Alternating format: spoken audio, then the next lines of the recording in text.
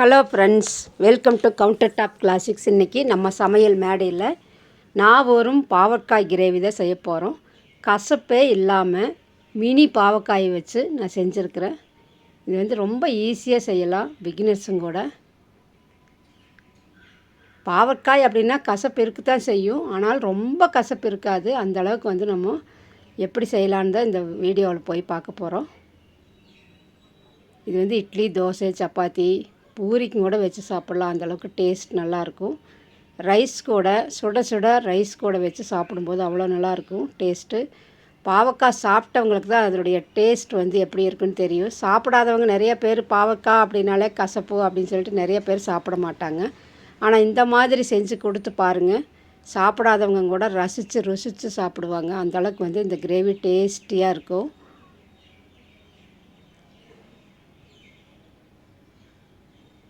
வாங்க எப்படி செய்யலான்னு பார்க்கலாம்.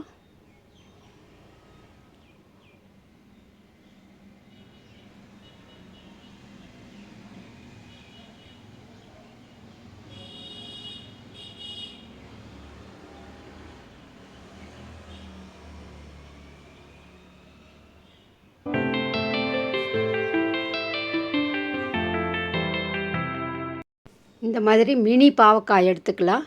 இன்னும் கூட குட்டி குட்டியாக இருக்குது, அது மிதி பாவக்காய் அப்படின்னு சொல்லுவாங்க.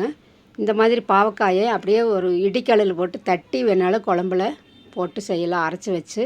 நான் நீல வாக்கில் நல்லா க்ளீன் பண்ணிவிட்டு நீல வாக்கில் கட் பண்ணி வச்சுக்கிறேன். இதில் உப்பு தண்ணியில் ஊற வச்சிட்டோம்னா இந்த கசப்பெல்லாம் போயிடும். ஒரு காய் எடுத்து 4ஆக கட் பண்ணி போட்டு வச்சுக்கிறேன். பாருங்கள், இப்போ அப்படியே நல்லா க்ரீனிஷாக இருக்குது. எந்த அளவுக்கு கலர்ஃபுல்லாக வெஜிடபிள்ஸ் இருக்கோ அந்த அளவுக்கு நம்மளுக்கு ஹெல்த்தியானது. இப்போ இதில் நம்ம தண்ணி ஊற்றி உப்பு போட்டு வச்சிடலாம். நல்லா புழிஞ்சு எடுத்து வச்சுட்டு ஒரு கடாய் வச்சுக்கிறேன். அந்த கடாயில் நல்லெண்ணெய் ஊற்றிக்கிறேன். எண்ணெய் நல்லா சூடாகட்டும். எண்ணெய் நல்லா சூடான பிறகு நம்ம என்னென்ன இன்க்ரீடியன்ஸ் எல்லாம் நம்ம போட போகிறோங்கிறது பார்க்கலாம்.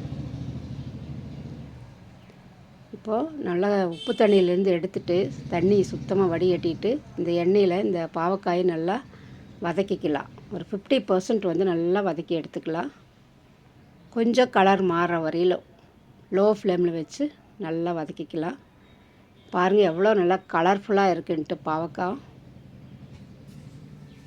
இந்த மாதிரி செய்யும்போது கசப்பு கொஞ்சம் கூட இருக்காது. பாவக்காய்க்கு எப்போவுமே புளிப்பு நம்ம சேர்த்துனா தான் அந்த கசப்பு எடுக்கும். இப்போ கொஞ்சமாக உப்பு சேர்த்து நல்லா வதக்கி விட்டுடலாம். ஆல்ரெடி உப்பு தண்ணியில் தான் நான் க்ளீன் பண்ணி வச்சேன். கட் பண்ணிவிட்டு உப்பு தண்ணியில் ஊற வச்சுருந்தேன் கொஞ்சம் நேரம். இந்த கசப்பெல்லாம் கொஞ்சம் போயிடும். கசப்பு இருந்தால் தான் நல்லது உடம்புக்கு. இப்போது நல்லா வதங்கட்டும். பாவக்காய் வதக்கி எடுத்து வச்சா போதும், கிரேவி ரெடி ஆயிரும். இதில் ஒரு பிஞ்சு மஞ்சத்தூள் சேர்த்திக்கலாம். அதையும் சேர்த்து நல்லா மிக்ஸ் பண்ணி விட்டுடலாம். உப்பு மஞ்சத்தூள் ரெண்டும் போட்டு பாவக்காய் நல்லா எண்ணெயில் வதக்கி எடுத்து ஒரு பிளேட்டுக்கு ட்ரான்ஸ்ஃபர் பண்ணி வச்சுக்கலாம். இந்த மாதிரி மினி பாவக்காயில் நீளமாக கட் பண்ணி போட்டு தொக்கு வேணாலும் செய்யலாம், நல்லாயிருக்கும். இப்போ நல்லா வதங்கிருச்சு. இது அப்படியே கீழே அடுத்த இதில் வச்சுட்டு ஒரு மண் கடாய் வச்சுருக்கிறேன். மண் கடாயில் செய்யும்போது தான் டேஸ்ட் நல்லாயிருக்கும். இதில் எண்ணெய் ஊற்றிக்கலாம். எண்ணெய் நல்லா சூடான பிறகு கடுகு போட்டிருக்கிறேன். கடுகு நல்லா பொரிஞ்ச பிறகு ஒரு 10 வெந்தயம் சேர்த்திக்கலாம். இப்போ சீரகம் போட்டு வெந்தயம் சேர்த்திக்கிறேன். வெந்தயம் புளிக்குழம்புனால வெந்தயம் சேர்த்தும் போது தான் நல்லாது, குளிர்ச்சியாக இருக்கும். வெந்தயம் சேர்த்தும்போது சீரகம் இதெல்லாம் உடம்புக்கு குளிர்ச்சி.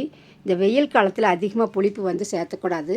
கருவேப்பிலை ஃப்ரெஷ்ஷாக 2 கொத்து சேர்த்திட்டு 2 கொத்து காஞ்ச மிளகாயும் சேர்த்து நல்லா வதக்கி விட்டுட்டு ஒரு 7-8 பல் பூண்டு நல்லா இடித்து வச்சுக்கிறேன். அதையும் சேர்த்து நல்லா வதக்கிக்கலாம். இந்த மாதிரி கிரேவியெல்லாம் செய்கிறதுக்கு சின்ன வெங்காயம் அதிகமாக யூஸ் பண்ணுறது நல்லது. சின்ன வெங்காயம் பொடி பொடியாக கட் பண்ணி வச்சுக்கிற நீளவாக்கில் அதையும் சேர்த்து நல்லா வதக்கிக்கலாம். வெங்காயம் ஒரு 50% வதங்கினா போதும். ரொம்ப வதங்க வேண்டியது அவசியம் இல்லை இந்த புளிக்குழம்புக்கெல்லாம்.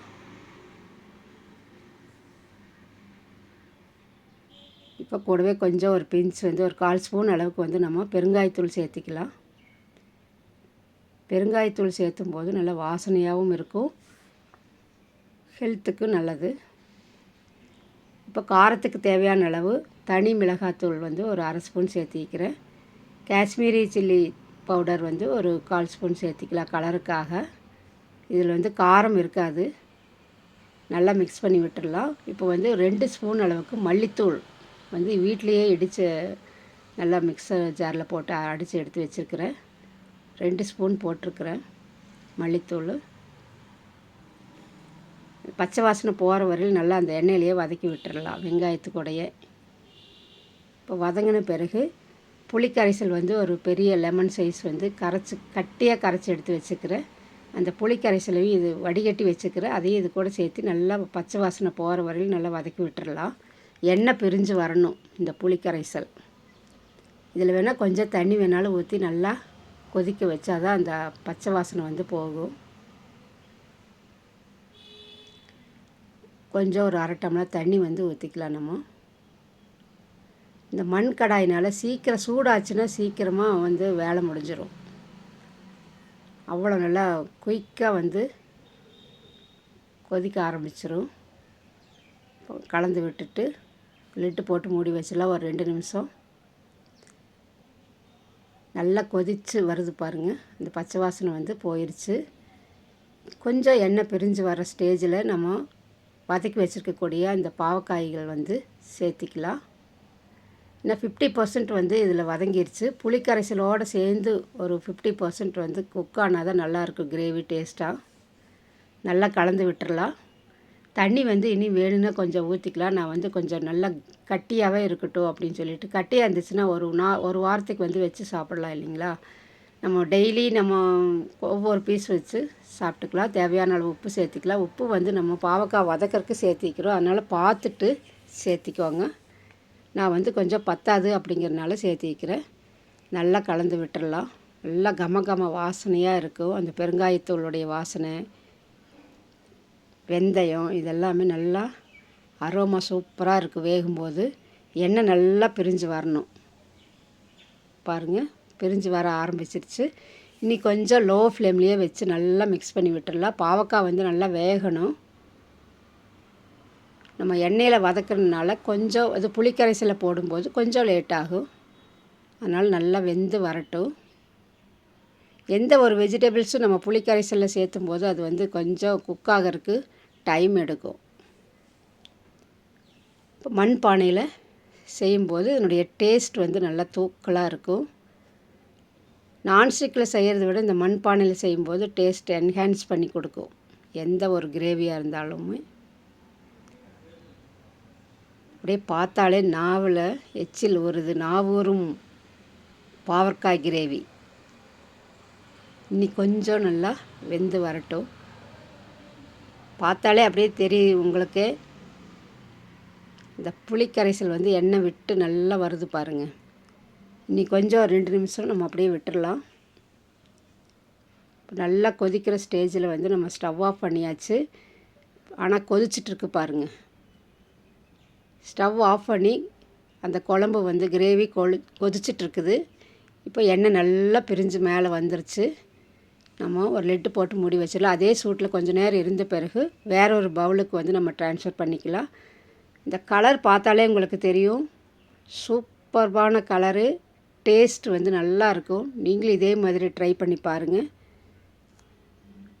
கண்டிப்பாக பிடிச்சிருக்குன்னு நம்புகிறேன். இது வந்து இட்லி, தோசை, சப்பாத்தி, பூரி எல்லாத்துக்குமே வச்சு சூப்பர் காம்பினேஷனாக இருக்கும். ஆனால் வெயில் காலத்தில் கொஞ்சம் புளிக்கரைசல் வந்து கம்மியாக சேர்த்திக்கோங்க. இந்த கிரேவி வந்து பிடிச்சிருக்குன்னு நம்புகிறேன். பிடிச்சிருந்துச்சுன்னா லைக் பண்ணி கமெண்ட் பண்ணி சப்ஸ்கிரைப் பண்ணுங்கள். இதுவரையிலும் சப்ஸ்கிரைப் பண்ணாமல் இருந்தீங்கன்னா சப்ஸ்கிரைப் பண்ணி நம்ம சேனலுக்கு சப்போர்ட் பண்ணுங்கள்.